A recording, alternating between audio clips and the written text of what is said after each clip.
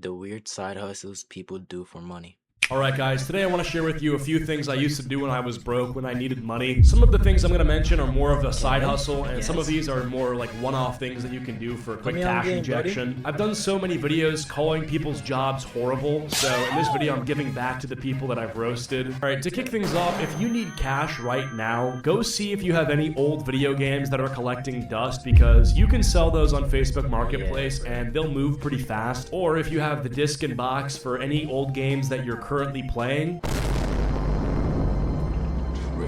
there is tons of community software that you can install onto your system that allows you to play those games without needing the disc and box. I have to be kind of careful with how I say this, but it is my opinion that if in 2026 you hold physical video games that are old, it should be because they hold sentimental value to you, not because you think you need them to play those games. I'll just end off by saying if you really need the cash, you should sell the games first and figure out how you can play those games later. This is another thing I did a while ago, and this is tough because I'm not even sure how this worked, but I made a playlist with a bunch of Sigma Edit Funk music back in 2022. I've since deleted the playlist, but I remember it had like 1,000 saves on Spotify, so I decided to reach out to a bunch of underground funk artists, and I had them pay for a spot in my playlist because it already had the saves. Pretty much they're hoping that when someone clicks shuffle on my playlist and hears their song for the first time, they'll become a recurring listener. Think about it like this: if your playlist has a bunch of saves and people who regularly shuffle it, you've got attention, and attention is something that artists are willing to pay for. If you've ever wished payday came sooner, this might actually happen.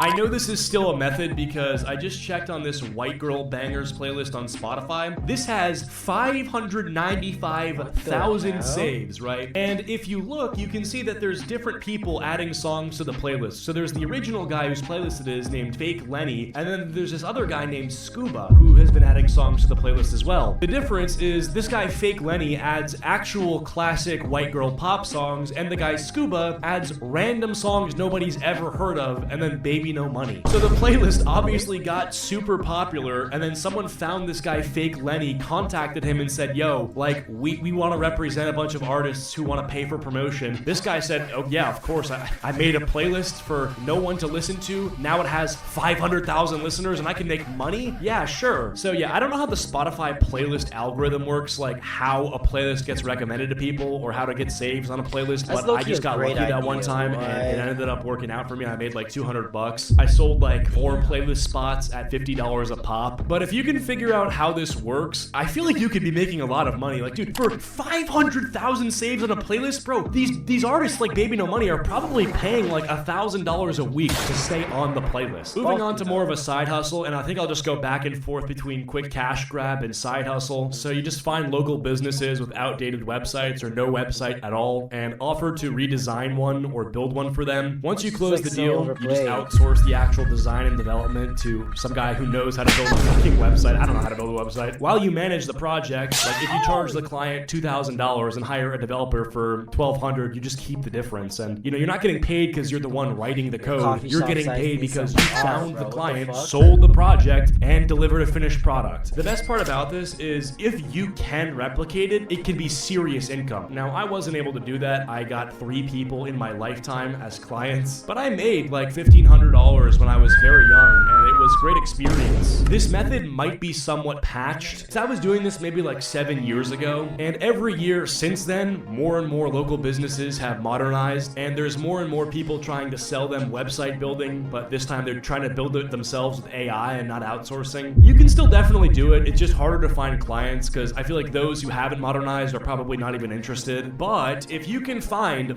one dude every single month to give you anywhere from $1,000 to $2,000 to build him a functional website that gets him more business, you're paid. All right, moving on, we've got product testing. This one is a bit different because you need to be careful about where you're getting these opportunities. Some online retailers prohibit certain kinds of incentivized reviews, so make sure you understand the platform's rules. There are communities online where companies look for people to test products and provide honest feedback, and depending on the program, you may get to keep the item or... Check this out. I'm going to show you.